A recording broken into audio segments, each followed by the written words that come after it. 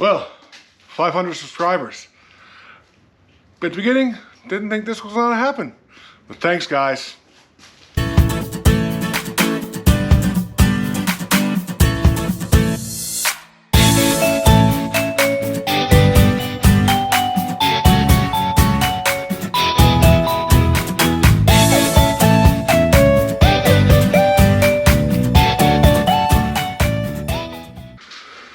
So, for the 500 subscribers, I said I was going to give you a history of where Dizzy Digger, the name, came from, as well as my experience with positional vertigo. So for me to do that, I think I need to work on a project. So, what I picked up was this Jet model 16-speed heavy-duty drill press. It's a GL14FP. And while I ramble on about the history, we'll get this cleaned up. Sound good? So keep listening and find some interesting facts. So guys, Dizzy Digger started out back in 2020. I was working for a company in British Columbia, and I also had my own company starting here in Alberta. So I was out of town a lot and so on, but when COVID-19 hit, I ended up working from home. And everything was going good, real busy, jobs were going good. And then one night, I was sat down and I literally stood up and got extremely dizzy and thought that I was going to the wall. So this lasted for about 15-20 seconds. Never thought too much of it other than, oh, that was a little bit weird. That was a dizzy spell. And then I went and I sat down on the couch, and maybe 2 minutes later, I had throw up and instantly couldn't, I wouldn't have been able to make it to the bathroom. My wife had to come with a bucket so I could throw up. And that lasted for about 5-10 minutes. Once again, I thought, oh, that was a little bit weird. But then the dizziness and the nausea and throwing up started coming every 10 or 15 minutes. So it got to a point where it looked like things were moving on the wall for me. I used to have to ask my wife if the curtains were moving because I couldn't tell. Because in my mind, they were moving and they were moving a lot and the windows were open. So the next morning, again, when I get to that night, and the next morning, we go to the hospital. And keep in mind, this is at the height of the beginning of COVID-19. So going to the hospital was not the most desirable. But anyway, we go there, we sit there for about an hour, and the doctor comes out and he says, you have positional vertigo. And I had no idea what positional vertigo was, other than I knew I was very sick. So what positional vertigo is, it has to do with crystals in your ear canals. It was in the inner ear. And those crystals can move. And this is actually what controls your balance.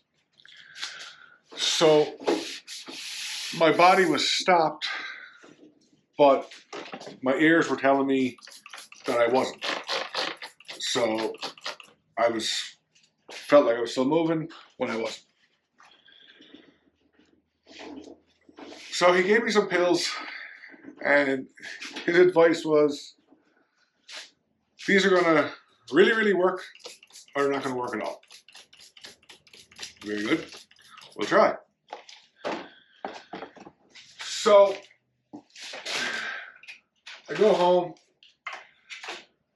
I take these pills, and that night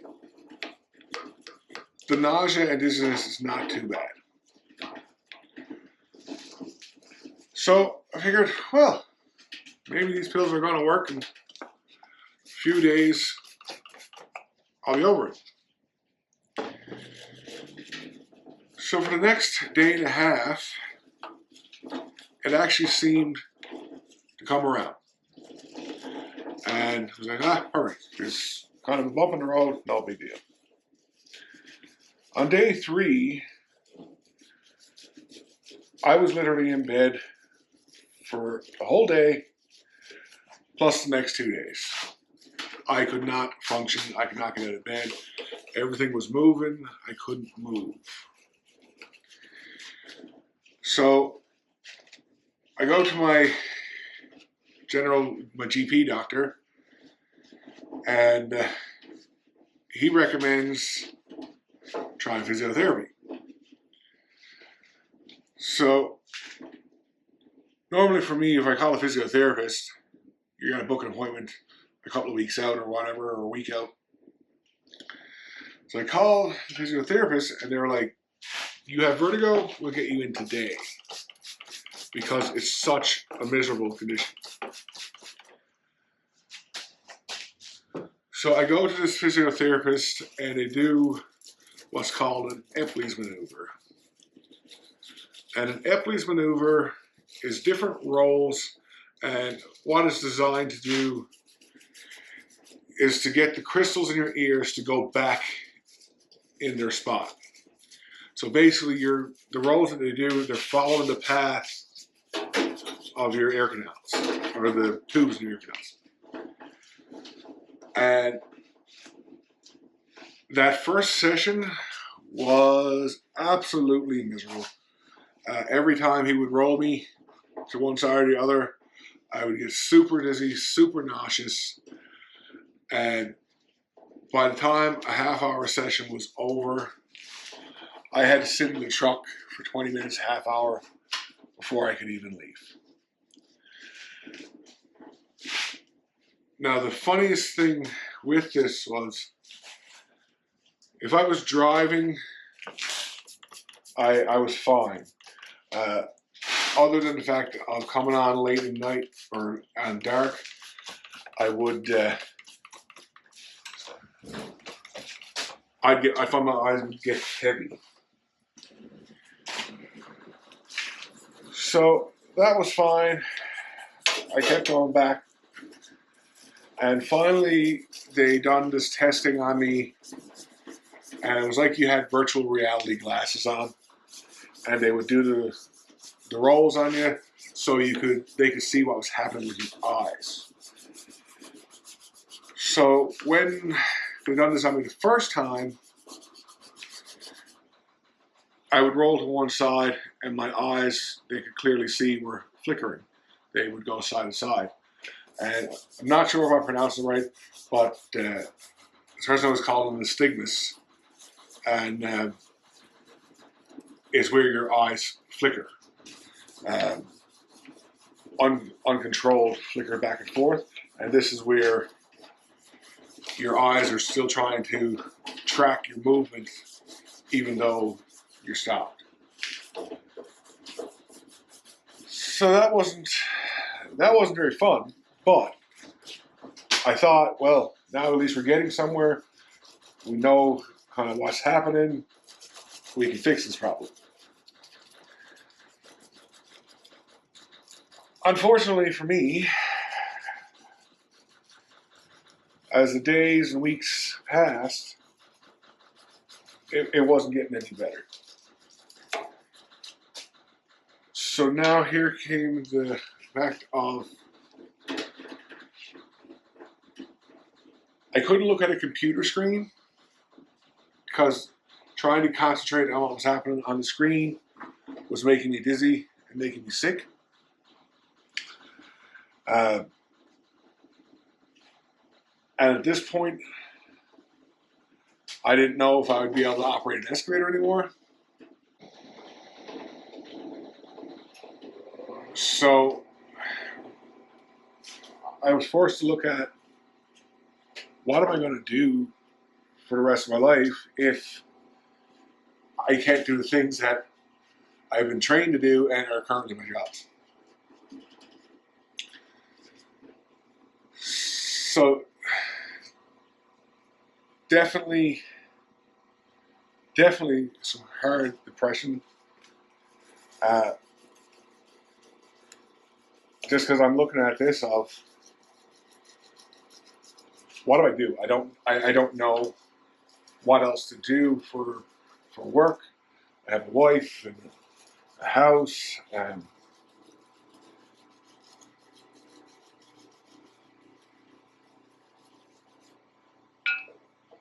sorry guys, I'll be back in a second. Okay, sorry about that. And this company I was working for in Prince George,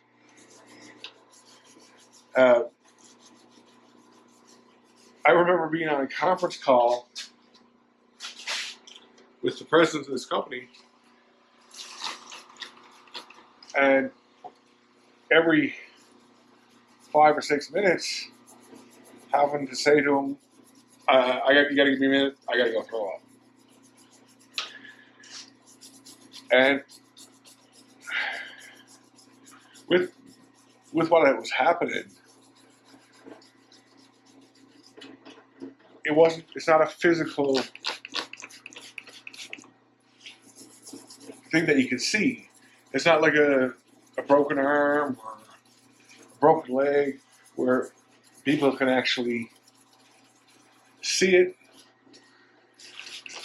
So I'm sure there was people that were saying, oh, it was all in your head and all that. And I'll be honest with you, I was saying that myself. Yeah. So yeah, it's hard when you feel like you got to justify to other people too what's happening, and do they believe you?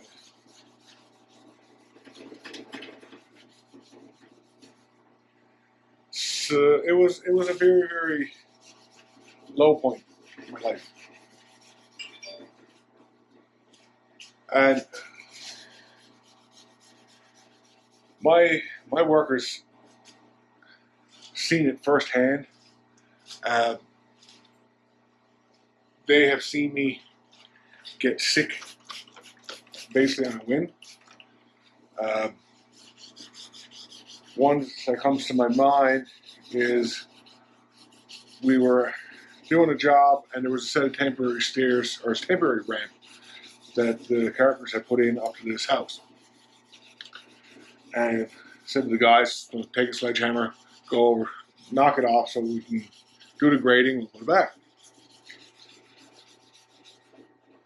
So they go over, and as they're hitting the boards, whatever the frequency or tone of that happening, instantly made me nauseous and started to urge. And the guys turned around and were like, what is wrong? Man, it's the sound of the hammer. And I couldn't believe it myself. But that's when they realized, oh, like, this is something really, really weird on the go.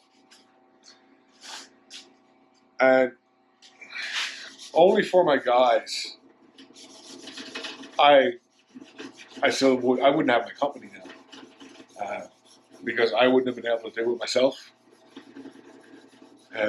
And all my guys definitely stepped up to the plate and took over where I couldn't.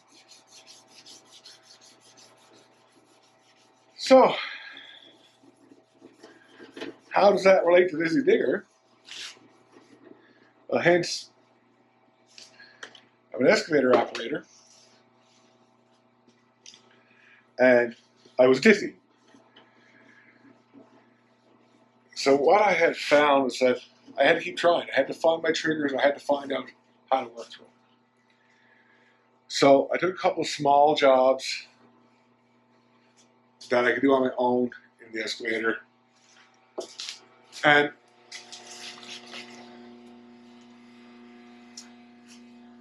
while I was operating, I wouldn't get dizzy. It was good. So, kind of start to train myself again with being able to look at a computer for time, concentrate on that. I always had a keen interest in YouTube, especially watching guys like They're Perfect, Captain Cleveland, Man Behind the Scenes, Sassafras Valley, a bunch of other guys. And honestly, listening to They're Perfect talk about starting a YouTube channel, I was like, it's definitely something I could do, I'm interested in, and it might keep my mind off all the other stuff. So what I did find was that it really helped with my vision, because I could record a video and there was no time frame for me to actually have it done. It was the only time frames were time frames that I set for myself.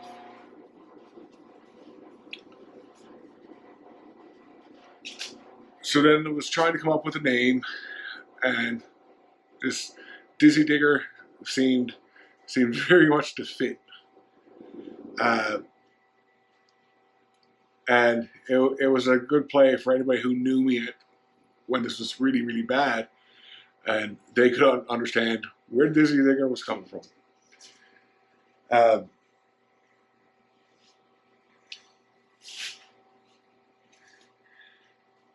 And it allowed me to escape, to meet some people too through YouTube that didn't know what was happening, didn't judge me for that, and we could just chat about shop stuff, digging, whatever. And that was a big help, because it felt like for a long time that the only thing that we spoke about was me being sick. And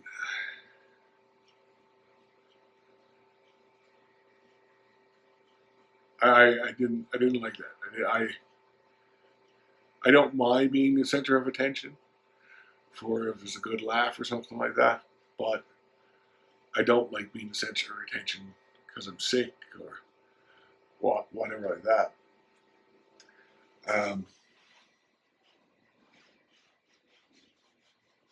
Yeah. And the funniest part I found was the first video I recorded, and I was digging a trench for an electrical line. And so I was in the excavator, I was fine. But when I went to rewatch that video, the spinning of the excavator was making me sick. I couldn't track it on video. And yeah, I found that really funny. How it was in the cab, it was fine, but watching the spinning on video was not. So fast forward basically 2 years now, the major episodes seem to be over. The major dizziness, the major nausea. I still do have to watch how much screen time I do, especially if I'm really concentrating on something, scrolling or typing something out where you really got to focus. Still working through that. If I do too much, that can still definitely put me down for a day. And same thing with doing projects out here in the shop. I do have to take my time. I do have to span it out. Because if I push myself on a day that I'm feeling really good, I can guarantee it'll take 2 days.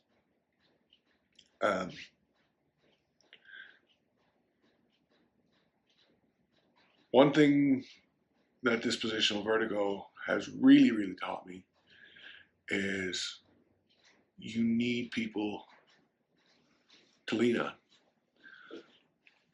I've always been the person who hated to ask for help.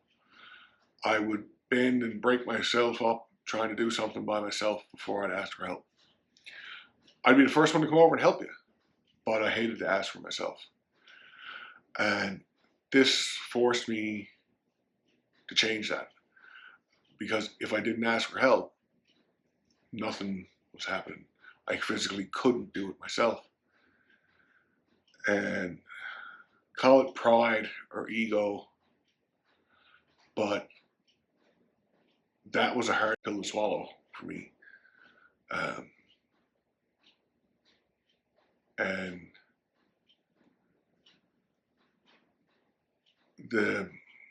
I remember doing the starting motor on my little dump truck, and we were on a site, and this was early on in the vertigo diagnosis. And it took me about an hour to do that starter, and the guys literally had to pull me out from underneath the truck because I was so dizzy that I couldn't get out on my own. And I don't know if they realized it. I was so embarrassed in those moments, but I was so appreciative of my guys as well. Because it came to a point where they started to know my triggers and they wouldn't let me do stuff that they knew would trigger me, even though I'd be stubborn enough to try it myself. And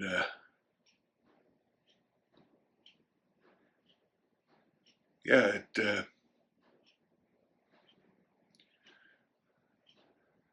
it means a lot when your crew looks after you like a family member and not like the boss.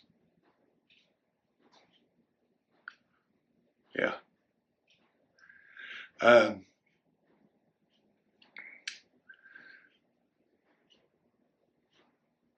So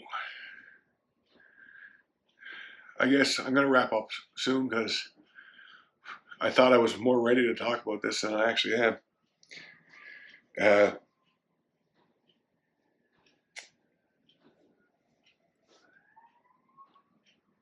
But if you're working away, remember all those 80-hour weeks, 90-hour weeks, and the bigger paychecks and stuff like that. I've been there, done that, and it can go away in a heartbeat. And I don't know if you could ever really be prepared for that to happen. But if it does happen, don't be afraid to lean on people for help. Tell them what you're feeling, and keep pushing. It's one day at a time. For me, there was a week that I felt like brand new, and I thought, great, I'm over this. This was 5 months of hell, but I'm over it. And only to come Saturday morning and be right back to where I was before. And at that moment, when that happened, you can definitely lose yourself in despair and really want to give up. But like I said, lean on the people around you. You can, if you need someone to talk to, you can reach out to me on my channel. Send me an email, or I will do anything I can to help you through it. And if you got any more questions about positional vertigo, things that I've done to try and help, things have worked, things have not worked. Feel free. I have no problem talking about this individually to somebody if it'll help them out as well. But yeah, I hope that I explained some of the stuff I've dealt with dizzy digger and positional vertigo. So yeah, that's where the name Dizzy Digger spawned out of. Hopefully, at some point, it's not actually reflective of what's happening, but so far for the foreseeable future, it's a good possibility. But yeah, guys, thanks for 500. Thanks for following along. We'll see you on the next one.